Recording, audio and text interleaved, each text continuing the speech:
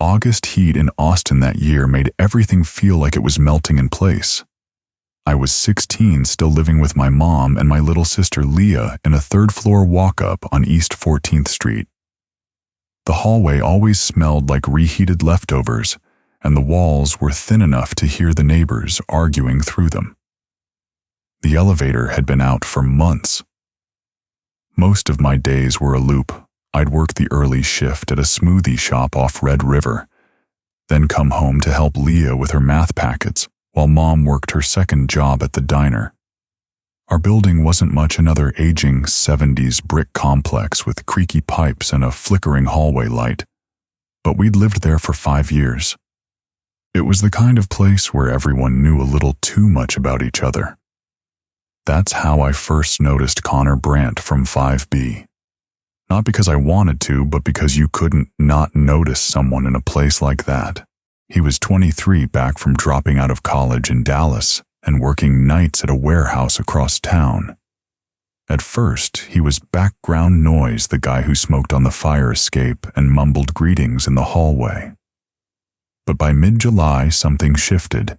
His presence stopped feeling coincidental and started feeling calculated. He'd show up near the laundry room when I was there. Wait by the stairwell when I got back from work. One Tuesday morning, a droopy bouquet of grocery store carnations appeared on our welcome mat. No note. Just cellophane crackling in the breeze. Mom assumed it was for her, laughed it off like some harmless crush from one of her coworkers. 2 days later, there was a plush bear holding a heart that read, "Be mine." It was still summer, nowhere near Valentine's Day. Then came the faux pearl earrings in a cheap velvet box. Each time I'd return the gifts quietly by leaving them at Connor's door. And each time they'd find their way back, usually by nightfall. When I finally worked up the nerve to mention it to his mom in passing, she just blinked and said, "Connor hardly left the apartment, but he was leaving. I saw him everywhere. Outside the smoothie shop, leaning on the same lamppost every day. On the curb, outside our building. Even once behind me in the corner store aisle, pretending to compare cereal boxes. He never spoke, never touched me. But that silence was worse than any threat, like he was waiting for something. When I told Mom, she hesitated. "He's probably just lonely," she said. "Don't be paranoid." But mothers don't always see what daughters feel in their gut, especially when the man in question is polite, helpful, and performs harmlessness like a role he's practiced. Everything cracked open on August 12th. I remember because it was Leah's 10th birthday. We'd just wrapped her tiny party pizza balloons in a glittery cake that melted in the heat. Mom passed out early from her shift, and I was left with cleanup duty. Around 9:30 p.m., I grabbed the trash and headed to the dumpsters behind the building. It was one of those sticky Texas nights where even breathing felt like effort. The alley was dim, lit only by a flickering bulb over the back door. I'd thrown out garbage there dozens of times. I wasn't scared, until I heard the gravel crunch behind me. I didn't even have time to scream. A hand clamped over my mouth, an arm hooked around my waist, yanking me into the narrow, shadow-choked space between the dumpster and the building wall. The smell of cheap cologne hit first, something synthetic and sharp, like it came from a clearance rack. "Finally got you alone." Connor whispered, his breath damp against my neck. He dragged me deeper into the darkness. My feet slipped on broken glass and I kicked wildly, but he was deceptively strong. I couldn't scream, his hand was still over my mouth. He muttered ramblings as he pulled me against the bricks. That I'd been teasing him, that I humiliated him, that he'd been patient, and now it was time. I slammed my elbow into his ribs, bit his hand until I tasted blood. He flinched just enough for me to wail a raw, instinctive scream that split the humid air. And then headlights, a car pulling into the alley, followed by a slamming door. "Hey, what's going on back there?" A deep voice boomed. Connor tried to haul me further into the shadows, but the man was already charging toward us, a huge figure in a bright blue Domino's shirt, flashlight in hand. "She's my girlfriend. We're just arguing," Connor said smoothly, trying to slip into casualness. But the man wasn't buying it. "Doesn't look like that to me," he said, firmly stepping between us. "Miss you okay?" I couldn't speak, only nodded frantically as I stumbled behind him. The delivery guy, his name was Marcus, I'd learned later, was already dialing 911 while keeping Connor in the flashlight's beam. Connor's whole performance flipped. "You've got this wrong, man. We live in the same building." But Marcus didn't flinch. He described the location clearly to the dispatcher. A few minutes later, the alley lit up red and blue. 2 police cruisers pulled in and the officers separated us. I was taken to the back seat of one car, not arrested, just given a quiet place to breathe. A female officer, Detective Carla Jones, sat beside me and calmly wrote down everything: the gifts, the stalking, the whispers in the dark. Her face hardened with each word, and then she showed me the photos. They'd found Connor's wallet during the scuffle. Inside was a folded stack of pictures, dozens of me. At work, on the bus, through my bedroom window. One of me sleeping.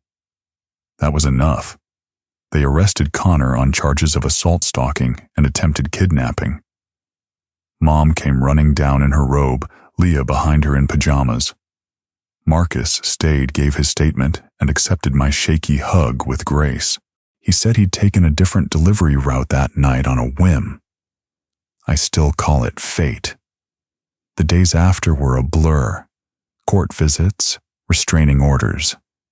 That's when we learned Connor had been accused of similar behavior in college, hushed up with money. After bail, things got worse. His mother screamed at us in the lobby. A dead rat was left on our doormat. Someone keyed liar into our car door. The final blow came when Leah found a note in her backpack. "Your sister ruined my family. You're next." Mom didn't wait. Within 10 days we were gone, moved 40 miles northeast to Elgin, where my uncle helped us settle in. Connor eventually pled out 2 years in prison, 5 on probation, and a permanent restraining order. But 5 years later, I still flinch at footsteps behind me. Still freeze when I smell that damn cologne. Still instinctively check corners when I walk outside. Some nightmares don't fade. They fold into your bones like armor or scars. And if you've ever felt that shift in the air, that gut-deep whisper that something's wrong, don't ignore it. Trust it. It might just save your life. If you made it this far, tell me in the comments, what's one moment you'll never forget because it saved you from something worse?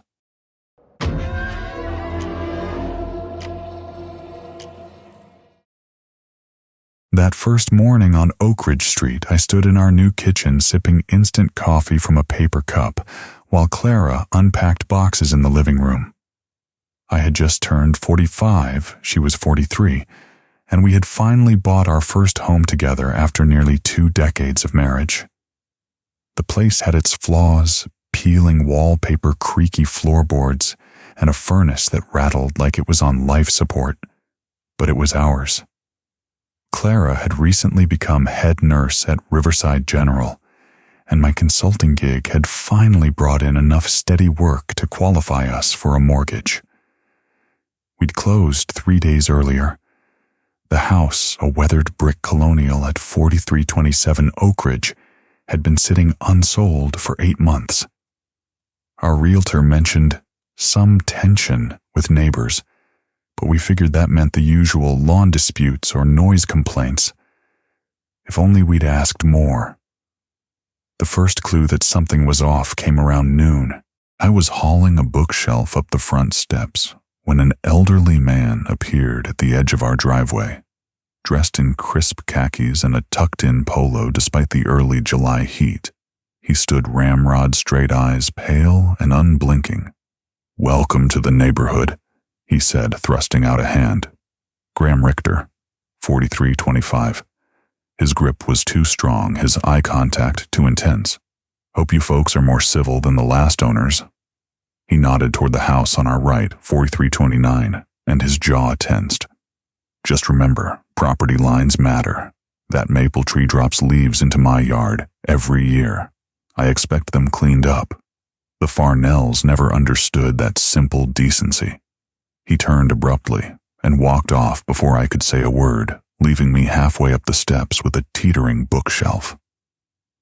Later that afternoon, I was connecting the washer in the basement when Clara called out. "Liam, you need to see this," she whispered from the dining room window.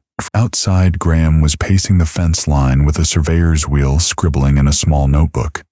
Across the way, an older woman watched him from her porch. Her silver hair was tied up in a loose knot, and her flowing purple caftan gave her a kind of mystical air. Even through the window, I could feel the disdain radiating from her as Graham measured the same spot over and over. Finally, she shouted something we couldn't quite hear, but he ignored her completely and kept working. That night, while we ate Chinese food off paper plates on the living room floor, she knocked on our door. In person, she was smaller, maybe 5'1", with deep creases around her mouth and dry paint under her nails. "I'm Selene Farnell from next door," she said, offering a homemade pie. "Wanted to welcome you before that lunatic starts poisoning the well." Her voice was raspy and her gaze kept flicking toward Graham's house. "I hate to scare you, but you need to know what you've moved into." She leaned on our door frame and told us the story. Graham had been harassing her for over a decade about the maple tree, claiming its roots were wrecking his lawn, its leaves killing his grass, its branches a safety hazard. He'd taken her to court 3 times, lost every time. "But he doesn't quit," she said. "He measures, he files complaints, he dumps God knows what on the roots. Last week I caught him out there at night with a jug of something." She shivered, and not from the cold. The weeks that followed were a surreal blend of home renovations and neighbor warfare. Graham had 2 security cameras pointed at the maple. Selene mounted her own cameras in return. Each morning, like clockwork, they'd meet at their fences pretending to garden, but clearly surveilling one another. Graham marked fallen leaves with tiny yellow flags, photographing them like evidence at a crime scene. Selene responded by blasting opera from porch speakers any time he stepped outside. One day I saw Graham mapping the tree's shadow over the course of a day, logging data on his laptop. Another Selene accidentally overwatered her garden and muddy water trickled into Graham's pristine yard. He came out with towels muttering about property damage. The absurdity peaked in mid-July. I came home to find neighbors gathered on the sidewalk. Graham had hired a specialist, a forensic arborist who was drilling into the maple and using radar on the roots. Selene stood on her porch, screaming over the noise. "That tree is healthy," she barked. "You're just pissed. The judge laughed at you. Neighbors filmed everything." Clara pulled into the driveway and looked at me like, what the hell did we buy into? That night we debated if we should have chosen another house, but we were in too deep. We couldn't afford to walk away. Everything shifted on July 19th. I was replacing our mailbox post when Selene got the mail. I saw her face go pale as she read the return address on an envelope. She tore it open, then screamed loud enough for me to drop my hammer. "He's suing me again," she shrieked, waving the papers. "That bastard is dragging me back to court." She stormed over to Graham's fence and began pounding on it. "You lost 3 times. What's different now?" Graham appeared, clipboard in hand. "New evidence," he said. "The arborist found fungal decay. That tree is a hazard." Selene turned crimson. "That tree will bury us both." "Graham," she turned and pointed to me. "You saw this. You're a witness." The court date was July 31st. For the next 12 days, Celine hired 3 arborists. All of them cleared the tree, and she posted their reports around the neighborhood like wanted posters. Graham responded by installing motion-activated floodlights and starting a petition about the tree being a public nuisance. Most neighbors avoided them both, signing just to shut him up. Celine retaliated with loud garden parties every night. One morning, Tree Killer was spray-painted across Graham's sidewalk. He spent hours scrubbing it off. By then, Clara and I were using only our back door. We didn't want to be seen by either of them. July 31st arrived hot and still. Graham left at 7:00 a.m. in a suit loading 3 labeled boxes into his car. Celine and a younger woman, her daughter I assumed, left an hour later. By 2:00 p.m., both had returned. But neither got out of their cars for a long while. From my kitchen window, I could see Graham gripping his steering wheel, unmoving. Celine slumped in her passenger seat, her file nowhere in sight. Finally, Graham got out, shirt untucked, posture gone. He fumbled with his keys like a man unmoored. Celine exited a moment later, brushing off her daughter and ascending her porch alone. They didn't look at each other. For the first time, it felt like the street itself was holding its breath. That night, Clara and I ate dinner on the back deck. At 9:00 p.m., we heard Graham's back door creak. Through gaps in the fence, we saw him dragging a red gas can across the patio. He left it near his shed, then went back inside. We didn't say anything. Maybe he was just organizing. The next morning, August 1st, the doorbell rang at 5:47 a.m.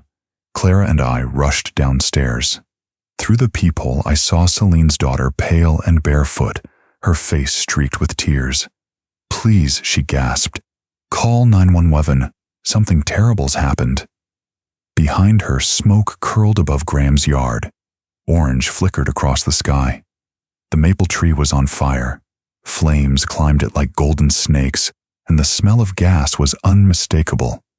But worse was the figure standing in the yard, Graham holding a rifle. He wasn't aiming it, just holding it against his chest. Celine stood frozen on her porch. "It's just a tree," she called out. "Just a goddamn tree." Graham's face was empty, hollow. He stepped forward, raised the rifle, and aimed. Celine tried to retreat, but tripped on the step. The shot rang out thunderous and final. She collapsed on her porch. Her daughter's scream pierced the still morning. Before anyone could move, Graham turned the gun on himself. The sirens came fast, but too late. Yellow tarps appeared. Paramedics worked on Celine, but she died at the hospital. The fire was extinguished, but the tree was gone. Just charred remains. We later learned that Graham had lost again in court. The judge issued a restraining order and ordered him to pay Celine's legal fees, over $40,000. All this, the young officer said, over a tree. We stayed with Clara's sister for a week. When we returned, the street felt haunted. Celine's daughter cut down what remained of the tree and sold the house. Graham's son sold his remotely. New families moved in, twins on one side, a retired teacher on the other. They never asked. We never told them. We still live at 4327 Oak Ridge. The renovations are done, but something lingers. On some mornings when the light is just right, I swear I can still see the shadow of that tree reaching across both yards. So we keep our distance, nod politely, but stay detached. Because now we know what no welcome brochure ever mentions: grudges grow like roots beneath the surface. And sometimes what blooms from them is unthinkable. Ever lived next to a neighbor like Graham? Let me know below, and if you want more eerie true stories like this one, don't forget to hit that follow.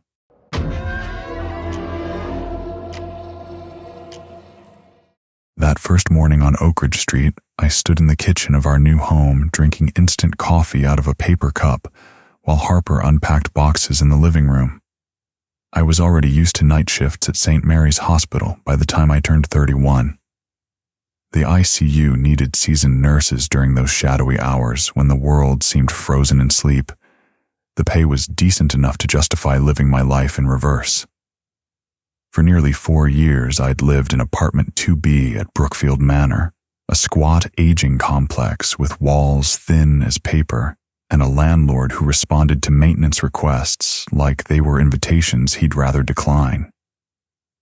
The residents were an odd mix. Some retirees, a few grad students burning the candle at both ends, and working folks like me who chose low rent over high expectations. I slept through most of the daylight, rising around 3:00 p.m. to throw on scrubs and brew the strongest cup of coffee I could stomach before facing another 12-hour gauntlet. The woman in 2A right next to mine had always been cordial in that quiet, deliberate way. Her name was Tessa. Early 30s, shoulder-length brown hair, always pinned back neatly with the kind of conservative outfits that suggested she worked somewhere like a credit union or city office. Her voice was soft, and her smile was genuine but guarded, like someone who'd learned not to give too much away. Through our shared wall, I'd come to know her routine without ever really knowing her. Shower around 7 a.m., coffee maker gurgling, then silence while she watched the news or maybe a cooking show. She kept to herself, never loud and never intrusive. Perfect for someone like me who needed silence during the day. I only saw her occasionally through the peephole, always alone, always composed. But that changed sometime in late September when a man began showing up at her door. He was hard to miss, tall, broad, with messy black hair and clothes that looked slept in. I first saw him leaning on Tessa's doorframe, looming while she searched her purse for keys. Something about the way he stared at her, not affectionate, not even familiar, made the hairs on my neck rise. His voice bled through our walls, easily low and sharp. I couldn't make out words, just the tone, impatient, clipped. A week later, it was clear. He wasn't just stopping by anymore. His boots clunked heavily down the hall at random hours. Furniture scraped against the floor late at night. Doors slammed. Tessa's once consistent routine unraveled.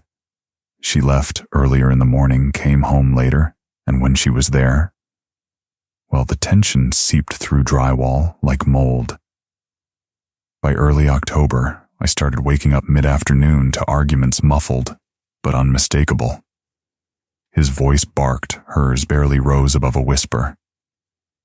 She started turning her TV up too loud, likely to drown him out. Everything about the way he moved, talked, even just existed in that space felt invasive, aggressive. I'd lay in bed trying to tune it out until a door slammed so hard it rattled my mirror. It got worse, much worse. By mid-October, they were fighting almost every other night. I'd hear the venom in his voice, accusations, threats, cruel jabs I didn't need to decipher to understand. And Tessa. She barely spoke anymore during these episodes. Just silence on her end, sometimes broken by a crash or the thud of something hitting the floor. And yet none of us in the building ever said a word. We passed each other in the halls, pretending it was business as usual. Even I, someone who heard everything through the wall, never knocked, never called anyone. I just turned up the volume and told myself it wasn't my place. By November, it became undeniable. I could hear bodies hitting walls, hitting them. The impact shook my bed frame. My lamp once tipped sideways from the vibration, and her voice, when she did speak, wasn't pleading so much as broken. I recognized that tone. I'd heard it in ER patients who'd already given up. One night, the fight was so violent I stood at my front door, hand on the deadbolt, unsure whether to open it or call someone. But I didn't. I waited until silence returned. That dense, sickening silence. She began dressing differently. Long sleeves in warm weather, darker makeup that failed to hide the swelling under one eye. Her steps were slower, her smile replaced by downward glances and clumsy fumbling with keys. She avoided the main entrance, started using the back stairwell.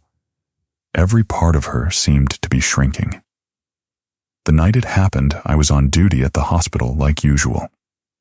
November 11th. I remember because it was unusually quiet that night. I was adjusting an IV around 3:00 a.m.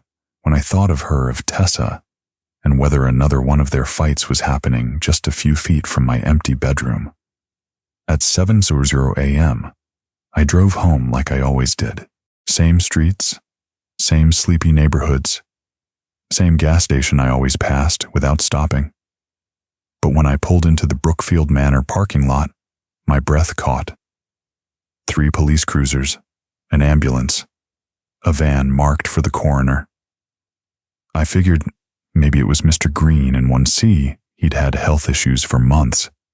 But as I walked closer, I saw Detective Ryan from the local PD speaking with our landlord. The detective's notebook was open, his face drawn and weary. When the gurney rolled out, I knew instantly it wasn't Mr. Green. The sheet-covered body was too small. Detective Ryan approached me as I stood frozen by the stairwell. He asked if I lived in 2B. I nodded, and then he said it. "Did you know your neighbor Tessa Alden well past tense?" My stomach dropped.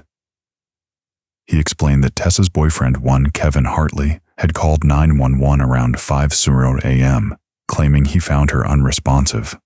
But the evidence told another story. Severe blunt force trauma. A trashed apartment. Blood. Furniture overturned. It wasn't just an accident. It was rage. Sustained and intentional. Kevin claimed he'd been at work, but the timeline didn't match. Under questioning, he broke. He'd been there all night. Witnesses saw his car. The coroner placed time of death between midnight and 3:00 a.m., right when I was making rounds in the ICU, oblivious. I told the detective the truth. I'd been at work. I hadn't heard a thing, not that night. But I had heard everything else. For weeks. And I'd done nothing. The guilt that settled over me didn't fade. I couldn't sleep in that apartment anymore. Couldn't look at her door without seeing the signs I'd ignored.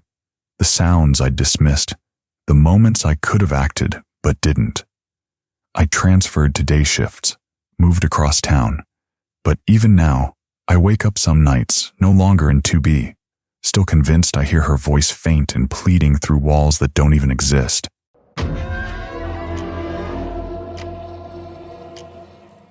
College was supposed to be a fresh start. At least that's what I told myself when I transferred to the University of North Texas in Denton in the fall of 2023. I was a junior majoring in psychology and juggling night shifts at a nearby coffee shop to keep the bills paid. The apartment I moved into was far from ideal. A creaky 3-story complex with buzzing lights in the hallways, paper-thin walls, and a constant damp smell no one could trace. Unit 2D became my new home, tucked near the end of the second-floor corridor. I'd been there for just over half a year when I first noticed the man in 2F. He looked to be in his mid-30s, slightly taller than me, always wearing neatly pressed polos and slacks, like he worked in an office even on weekends. But what stood out the most was his smile. It never faded, not once. Whether I passed him in the hall or just glimpsed him through my peephole, that frozen grin was always there. The first time we actually exchanged words was early one Thursday morning in late October. I was already late for class, coffee in one hand and bag slung over my shoulder when his door creaked open. "Morning," he said smoothly. I turned and saw him leaning against the doorframe like he'd been waiting for that moment. His eyes, a piercing blue, locked onto mine with an intensity that made my skin prickle.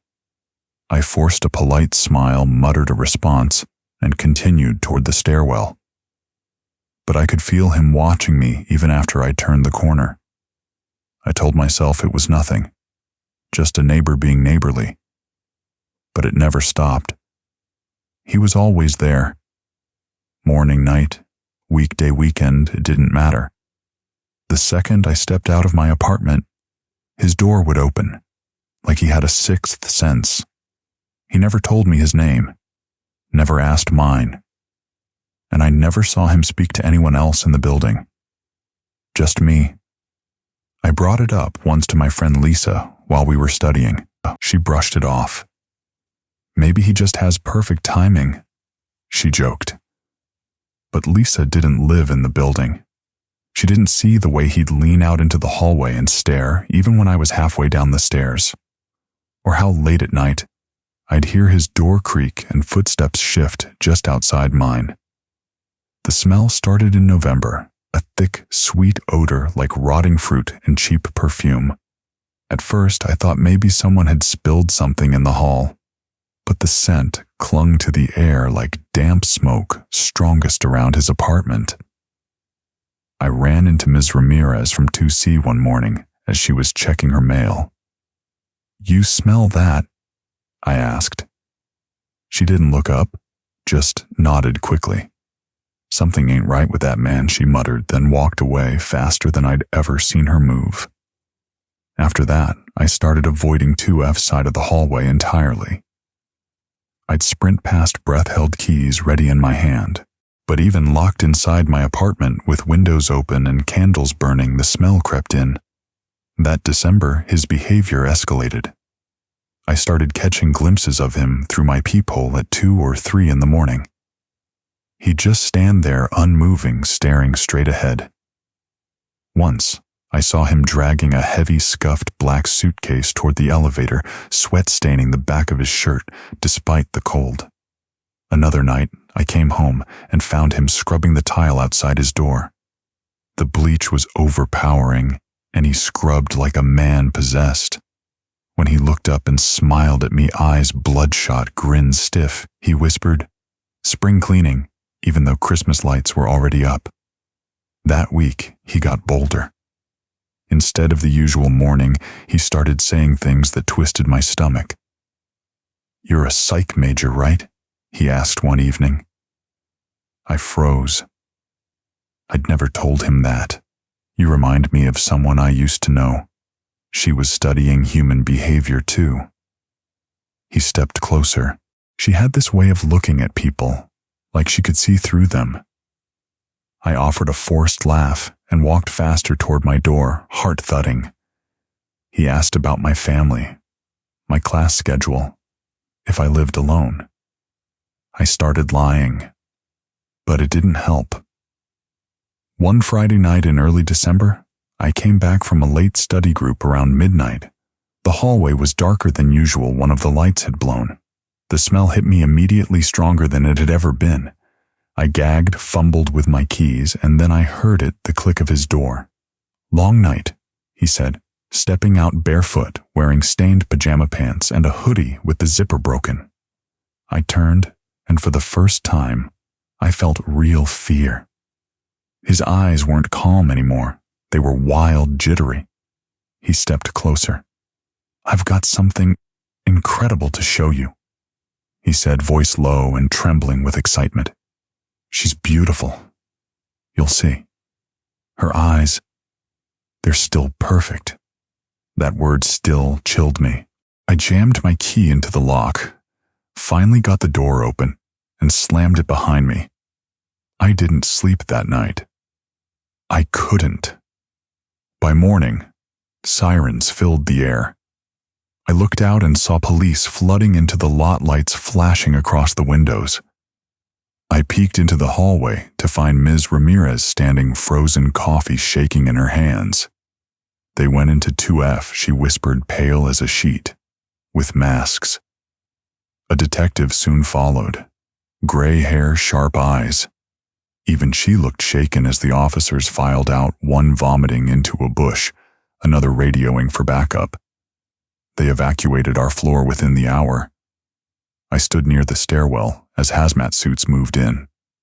One officer walked out of 2F, holding his hand over his mouth, mumbling 3 weeks. maybe longer. Later, the truth came out. His name was Daniel Crow. He'd been living in that unit for almost a year, undisturbed, unnoticed. Inside, police found the body of a missing woman, Alina Carr, 21 years old, art major, from a nearby community college. She'd been gone since mid-November. They said she was posed in a chair in his bedroom, eyes wide open, her blonde hair brushed neatly. A mannequin dress laid over her body. He'd kept talking to her even weeks after she'd died. Bleach everywhere, not to clean, but to preserve. He had notebooks, dozens of pages, detailed drawings of me, my apartment, my schedule. One page read, "Alina's gone quiet. But the girl in 2D, she's soft-spoken, curious, same face shape, same kindness. If I ever need to start again, she's right there." I moved out 2 days later. I never returned, never looked back. But some nights, especially in early December, I still wake up with the echo of a voice just outside my door saying, "She's still perfect."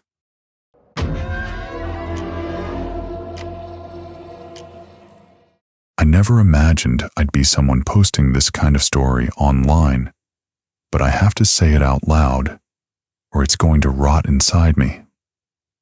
My name's Ethan. I'm 36, an insurance adjuster living with my wife Claire in a quiet suburb of Kansas City. We've been married 7 years, and before everything unraveled, our biggest argument was whether to replace the carpet upstairs. I work remotely most days. Claire teaches 4th grade at an elementary school 2 blocks away. Our house is a modest 2-story, nothing fancy, but it has a cozy little backyard where we used to spend lazy Saturdays barbecuing or reading on lawn chairs. We picked Norwood Lane exactly because it felt like that nostalgic image of suburban calm. Neighbors waving at one another, kids zipping around on scooters, sprinklers ticking in rhythm on summer afternoons. For nearly 5 years, it felt like home until we had to deal with Raymond. Raymond lived next door. Mid-50s, retired mechanic, or maybe a contractor, never really told us, always dressed like he was heading to a golf course even in July heat. His yard was immaculate, so pristine, it didn't look real. He mowed in perfectly straight lines and would sweep stray leaves off his driveway the moment they landed. His obsession wasn't just with his lawn, though. It was with lines, boundaries, rules. His entire life seemed calibrated around them. I remember the first weird moment. It was 9 months ago. Claire cut across a corner of his lawn to grab our mail, just a single step, maybe a shoe print in the grass. That same evening, Raymond showed up at our door, red-faced, shaking with fury, ranting about trespassing and damages like Claire had driven a backhoe through his flower beds. He followed up the next morning with a typed, multi-paragraph letter outlining our property line to the inch. Claire was disturbed. I was confused. We figured he'd cool off. But Raymond didn't cool off. He got worse. He began watching us, literally just standing on his porch or behind a tree, arms folded, tracking our every move. Then came the flags, small orange ones staked meticulously along the invisible property border, like he was warding off an invading army.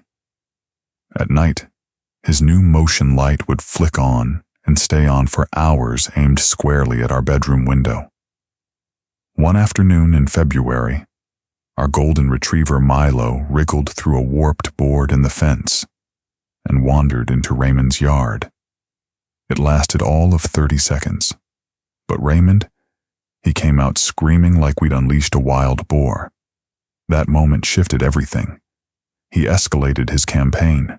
Saturday mornings, he'd blast static-filled AM radio stations at full volume just as we were sleeping in. He ran his leaf blower for hours, every gust sending dirt and mulch into our yard. And every time we had company, the noise intensified. When Claire's sister visited with her kids one afternoon, Raymond spent 2 hours revving a dirt bike in his garage until they finally left. Then the notes started appearing, not just in our mailbox, on our porch, under windshield wipers, wedged in the front door frame, each one carefully typed and time-stamped, 10:14 a.m., trash bin lid left ajar, 2:51 p.m., minor barking heard from dog, 4:07 p.m., wife's car parked approximately 7 inches from legal limit near shared curb. They became darker, more hostile. One note said we were inviting consequences and that he would pursue protective actions to preserve neighborhood integrity. I wanted to believe it was just empty intimidation. Claire wanted to involve the police. I told her to wait. I was wrong. Late one Wednesday morning in April, I heard shouting in our driveway. Raymond was inches from Claire, veins bulging in his neck, waving another one of his notes. I ran outside and got between them. He stared at me with this hollow, shaking fury. For a second, I thought he might punch me. Instead, he whispered, "You'll regret coming here." And he turned and walked away. That night, I finally filed a report. The officer on the phone was polite but toothless. Unless Raymond physically harmed us or damaged our property, there was not much they could do. They suggested mediation. Mediation with a man who recorded the sound of our garage door. After that, things simmered but didn't stop. The harassment continued, muted but steady. The leaf blower, the glares, the occasional flagged note fluttering in the breeze like a threat unspoken. But the worst of it came that morning in May. It was Sunday. I was barefoot, still in pajamas, brewing coffee. Milo barked outside, a low, anxious bark, not aggressive, just persistent. Probably Gizmo, the terrier from behind us. They bark at each other sometimes. It's nothing, or it should have been. Then I heard Raymond's back door slam. I looked up just as he appeared in his yard. Same khaki pants, same spotless polo, but this time he had a gun, not a BB gun, a matte black pistol, real, heavy, and pointed. He was shouting, but the words melted together, something about noise, trespassing, disrespect. I froze. Milo kept barking, tail wagging, clueless. I wanted to call out to Claire upstairs to warn her, but I didn't dare move. Then Raymond raised the gun. He aimed it directly at me through the kitchen window. I remember his finger tightening on the trigger. I dropped the coffee mug. My hands went up. Then boom. The first shot shattered the window. Glass exploded inward, slicing across the table, the floor, my arms. I dropped to my stomach, crawling blindly. Another shot followed, hitting something metal behind me, maybe the microwave. Claire screamed from upstairs. I yelled for her to stay back. I could barely see. There was glass in my hands and blood trickling down my wrist. I reached the couch, grabbed my phone, and called 911 with fingers that wouldn't stop shaking. Raymond kept screaming, but now the words sounded distant, like he was walking away. Claire came down anyway. She found me curled behind the couch, crying and trembling, and threw herself over me. The kitchen was wrecked. If I hadn't backed up from the window, if she'd made coffee that morning like she usually did, we'd be dead. Police arrived 6 minutes later. 6 eternal minutes. Raymond had walked calmly back into his house and surrendered without incident. The gun was sitting on his kitchen counter. He told them he was defending his peace. The officers said he'd be charged with aggravated assault. Maybe more. But cases take time. And meanwhile, Raymond is still there.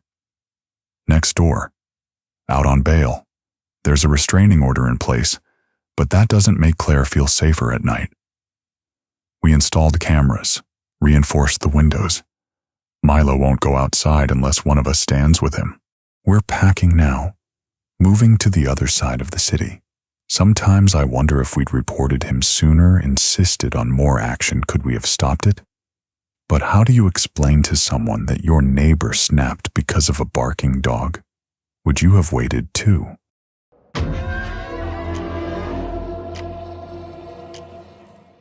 I just moved into that apartment because it was cheap and close enough to the I lived alone in a worn-down apartment block just off Lamar in Austin, working back-to-back shifts at a 24-hour diner.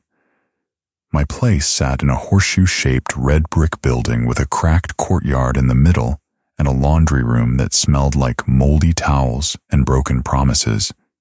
Not glamorous, but the rent was manageable, and neighbors mostly kept to themselves. Except the woman in 4C. Her name was Janine. I only knew because her son Miles was always shouting it across the courtyard while chasing pigeons in his dinosaur print pajamas. He clutched a little yellow flashlight wherever he went, even in the daytime. Janine looked about my age, late 30s maybe, but constantly exhausted, like sleep was something she'd pawned off long ago. We'd bump into each other by the mailbox or the dumpsters.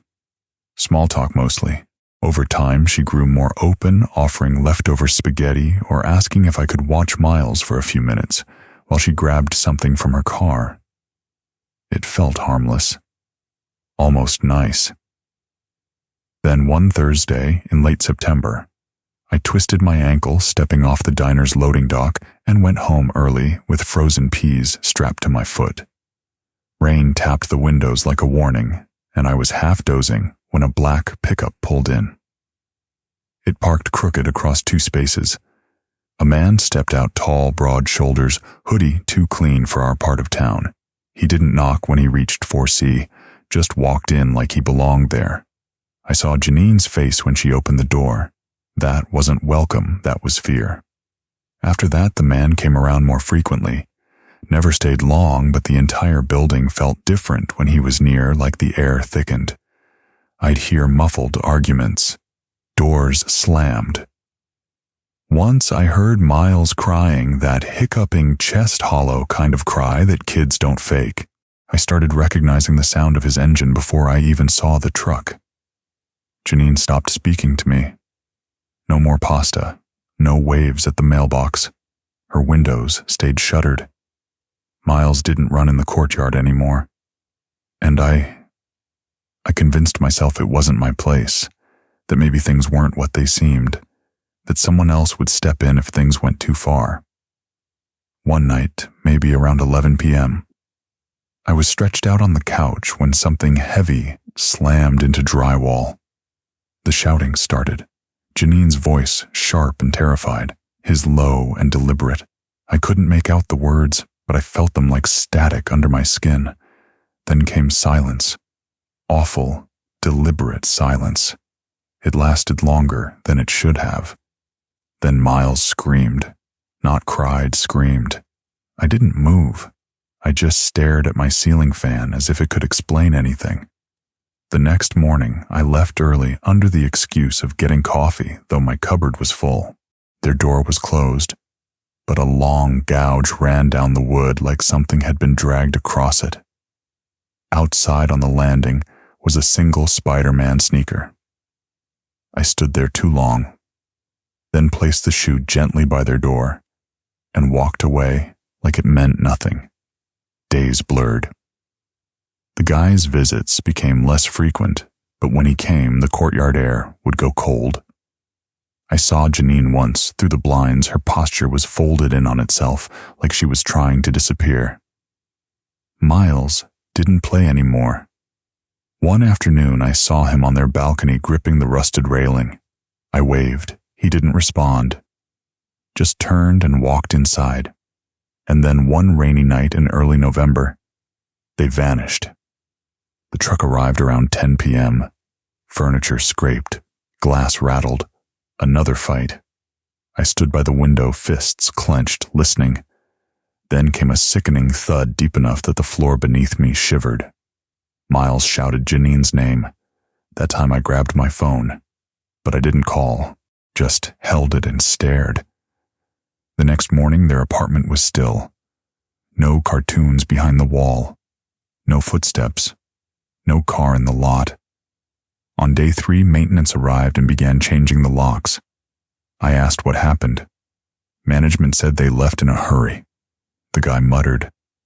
Figures, with the type she brought around. That was it. No questions. No investigation. Like they'd never been there at all. A week later, Janine's swollen, battered face appeared on the local news. Austin woman hospitalized after suspected domestic assault, the anchor read. Her left eye was sealed shut, and a crimson gash stretched from her eyebrow to her temple. Miles was in the footage too, face blurred, clinging to her coat, like it was the only safe place left on earth. They'd found them at a rest stop outside San Marcos, her barely conscious him, trying to keep her awake. The man had fled before help arrived. After that, my apartment didn't feel the same. Every cough in the courtyard twisted my stomach. I pulled the blinds shut, not because I was hiding something, but because I couldn't bear to look out. I kept thinking about that phone in my hand, about the Spider-Man sneaker, about how nobody ever knocked on my door, no one ever asked what I heard, and somehow that made it worse. I moved a month later, found a quiet place closer to North Loop. No balconies, no kids yelling in courtyards, but I still see them in my mind. Janine hunched Miles holding that flashlight. I don't know where they are now. If they're safe. If he ever got caught. If that kid ever wore dinosaur pajamas again and smiled. Sometimes I tell myself that maybe staying out of it gave her space to escape. But that's a lie I used to sleep at night. Because I was close enough to hear every moment of that nightmare. And I did nothing. That's the part that sticks. That's the part that won't let go.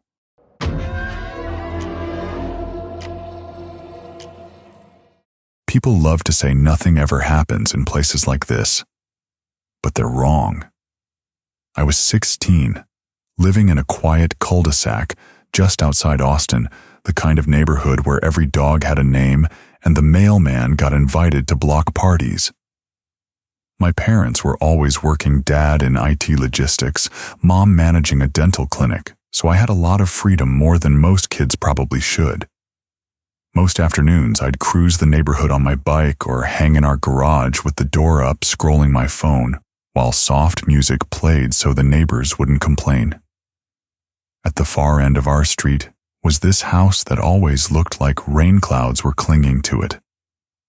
Brown shutters, cracked cement, out front yard never mowed. It gave off a kind of quiet warning. That's where the Durling family lived. Mr. Durling disappeared years before. Mrs. Durling only ever yelled through the screen door. Their son Warren, maybe 19, then always looked strung tight like a frayed wire. People whispered avoided them. But their daughter Lena was different. She was 15, always sketching or reading, usually perched on their porch steps with a book pressed to her knees.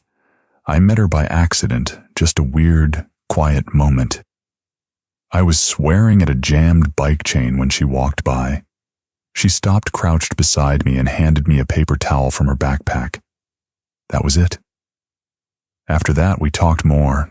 No big moves, no labels, just walks after school sometimes, long silences on the swings at the old elementary school playground.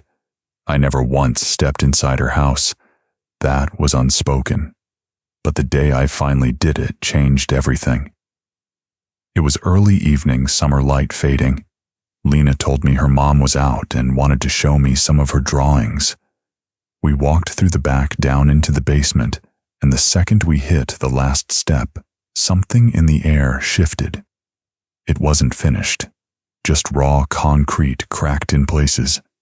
Insulation hanging from parts of the wall, a mattress leaned against one corner, a folded blanket on top.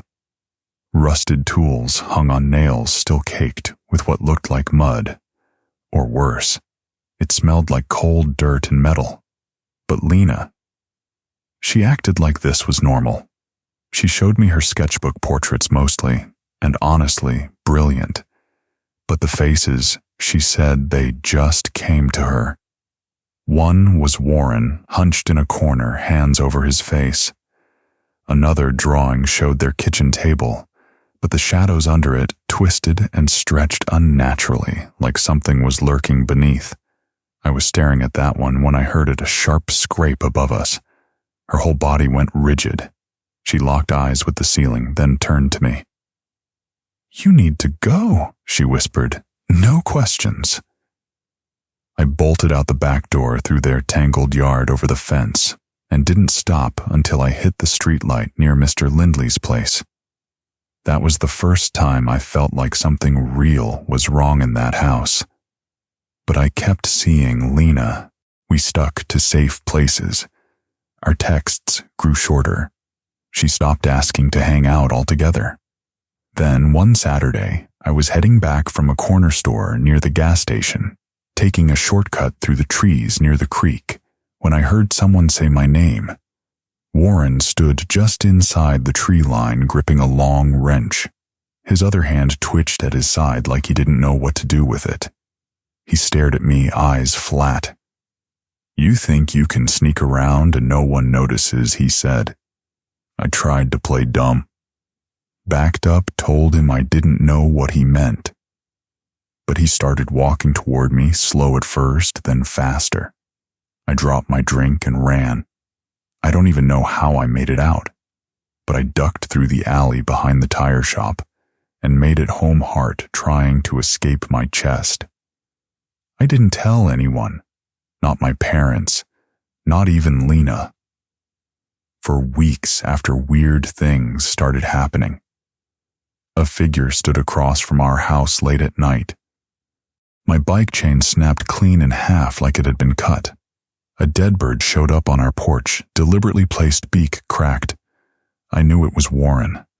I didn't know how far he'd go. Not yet. Then one afternoon, it all broke. Rain pounded the windows. My parents were out shopping. I was home reheating leftovers when the power died, but only in our house. I checked the street. Everyone else still had lights. My gut twisted. I grabbed the flashlight and stepped toward the basement door. It was cracked open. That door was never left open. For a moment, I stood frozen, trying to rationalize it. Then I heard a footstep. On the stairs. Coming up. I didn't wait. I ran barefoot into the street, straight to the Rafferty's place, 2 houses down. Mr. Rafferty opened the door in pajama pants with a beer in hand. He took one look at me and called the police. Whoever had been in our basement gone by the time they arrived. But someone had jimmied the back window open. Dirty boot prints crossed the floor. Greasy fingerprints smudged the inside of the fuse box. I didn't mention Warren. Not by name. I was still afraid of what that might do. A week later, the Durlings vanished. No warning, no goodbye. Just a U-Haul taillights fading before sunrise. Lena never texted again. It was like she'd been swallowed up with them. I tried to move on, graduated, left Austin, but the fear stayed tucked in the corners of my memory. Then a few months ago, I was in San Antonio picking up some tools for a weekend project. I turned into the plumbing aisle, and there he was, Warren. Same dead stare, same twitching jaw, just watching. He didn't say anything. Neither did I. I dropped the tape measure I was holding and walked out without turning back. Haven't set foot in that store again. Haven't told anyone. Because some things, they don't end. They just circle back. And if this ever circles back to you, tell me, what would you have done differently? Leave your answer in the comments below.